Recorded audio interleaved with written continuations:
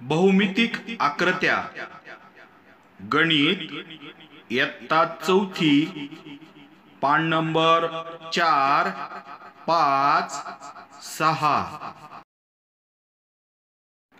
वर्तुळ। पहिलं चित्र पहा, हे बांगडीचं चित्र आहे। दुसरं चित्र पहा, हे सायकलचे चाक आहे। तिसरं चित्र पहा, हे बैलगाडीचे चाक आहे। वरील सर्व वस्तू वर्तुळाकार आहेत।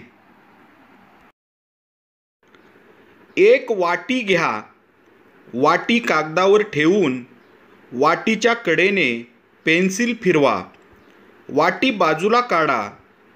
कागदावर मिळणारी आकृती वर्तुळ होय। अशी 2-3 वर्तुळे काढा। वर्तुळाकार कागद कापून घ्या। शेजारचे चित्र पहा। यातील एक वर्तुळाकार कागद घेऊन त्याला चित्रात दाखवल्याप्रमाणे घडी घाला।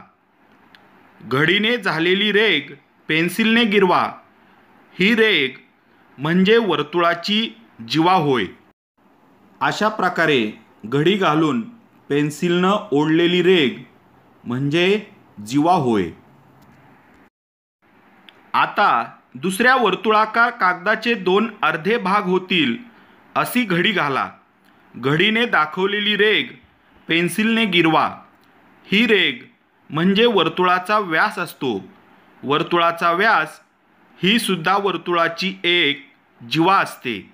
इथं पहा, घडी घालून पेन्सिलने गिरवलेली रेघ याला व्यास म्हणतात। ही जीवा सुद्धा असते। त्यानंतर कागदाचा पावभाग होईल अशी आणखी एक घडी घाला। कागदाच्या घड्या उलगडा। मूळचा वर्तुळाकृती कागद दिसेल। घड्यांनी झालेल्या रेघा पेन्सिलने गिरवा। या रेघा एकमेकींना जिथे मिळतात तो बिंदू म्हणजे वर्तुळाचे केंद्र किंवा वर्तुळमध्य असतो। ह्या आकृतीत पहा, हे वर्तुळ केंद्र किंवा वर्तुळमध्य आहे। वर्तुळाच्या मध्यबिंदूला म हे नाव द्या। वर्तुळावर कोठेही प बिंदू घ्या। पट्टीने म प ही रेघ काढा।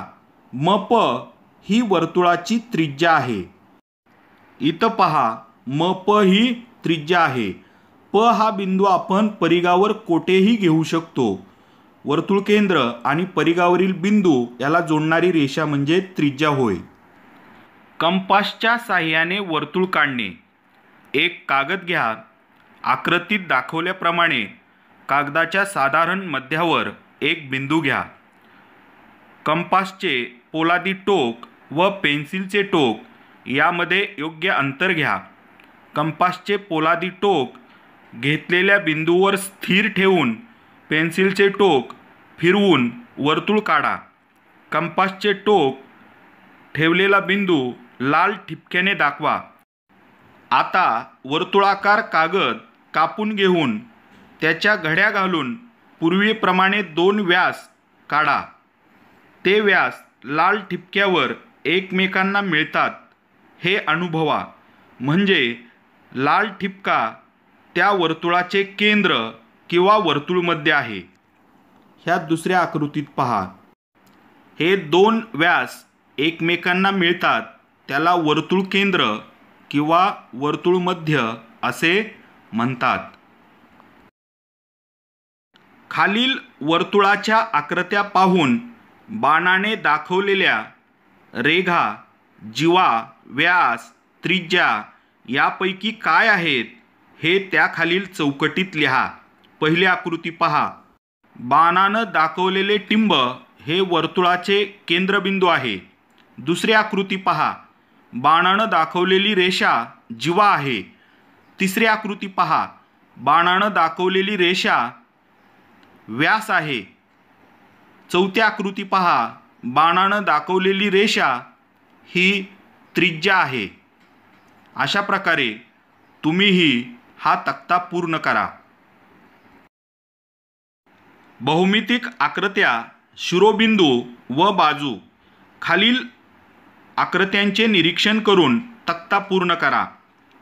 पहिल्या तक्त्यामध्ये आकृती दिलेली आहे, त्याच्या खाली त्याचं नाव लिहायचं आहे, त्याच्या खाली कडांची संख्या आणि त्याच्या खाली कोपरे लिहायचे आहेत. पहिली आकृती आहे आयत, कडांची संख्या 4, कोपरे 4. दुसरी आकृती आहे चौरस. चौरस नाव लिहूया, कडांची संख्या 4, कोपरांची संख्या 4. पुढची आकृती आहे त्रिकोण. त्रिकोण नाव लिहूया, कडांची संख्या 3, कोपऱ्यांची संख्या 3. तुम्हीही हा तक्ता पहा आणि पूर्ण करा.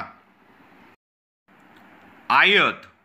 आयताला 4 कडा म्हणजे 4 बाजू असतात. जिथे 2 बाजू मिळतात त्या बिंदूला शिरोबिंदू म्हणतात. शेजारील आकृतीत अ, ब, क, ड हे शिरोबिंदू आहेत. या ठिकाणी बाजू अ ब, बाजू ब क, बाजू क ड आणि बाजू अ ड या आयताच्या बाजू आहेत. आयताच्या समोरासमोरील बाजू समान लांबीच्या असतात. आयताचे सर्व कोन काटकोन असतात. आयताला काटकोन चौकोन असेही म्हणतात. इथं पहा, समोरासमोरच्या आयताच्या बाजू सारख्या असतात. आयताला 4 बाजू व 4 शिरोबिंदू असतात. आयताचे 4 कोन हे काटकोन असतात. शेजारच्या आकृतीमध्ये पहा. चौरस. चौरसाला 4 शिरोबिंदू असतात व 4 बाजू असतात. शेजारील आकृतीत प, म, र आणि स हे चौरसाचे शिरोबिंदू आहेत. चौरसाच्या सर्व बाजू समान लांबीच्या असतात आणि सर्व कोन काटकोन असतात. शेजारच्या आकृतीमध्ये पहा, सर्व बाजू समान लांबीच्या आहेत व सर्व कोन काटकोन आहेत. त्रिकोण.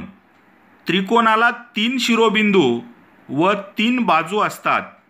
य, र, ल हे त्रिकोणाचे शिरोबिंदू आहेत.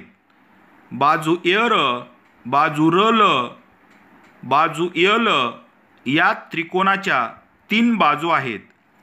त्रिकोणाला 3 कोन असतात. शेजारच्या आकृतीमध्ये पहा, त्रिकोणाला 3 बाजू असतात व 3 कोन असतात. खालील आकृत्या पाहून सारणी पूर्ण करा. आकृती, बाजूंची नावे आणि शिरोबिंदूंची नावे. पहिली आकृती आहे त्रिकोण. बाजूंची नावे बाजू अ ब, बाजू ब क, बाजू क अ आणि शिरोबिंदूंची नावे शिरोबिंदू अ, शिरोबिंदू ब, शिरोबिंदू क. पुढची आकृती आहे आयत. बाजूंची नावे लिहूया, बाजू क ख, बाजू ख ग, बाजू ग घ, बाजू घ क. शिरोबिंदूंची नावे लिहूया, शिरोबिंदू क, ख, ग, घ. पुढची आकृती आहे चौरस. चौरसांच्या बाजूंची नावे लिहूया, बाजू ट ठ, बाजू ठ प, बाजू प म, बाजू म ट. शिरोबिंदूंची नावं लिहूया, शिरोबिंदू ट, ठ, प, म. अशा प्रकारे तुम्हीही हा तक्ता पूर्ण करा. धन्यवाद.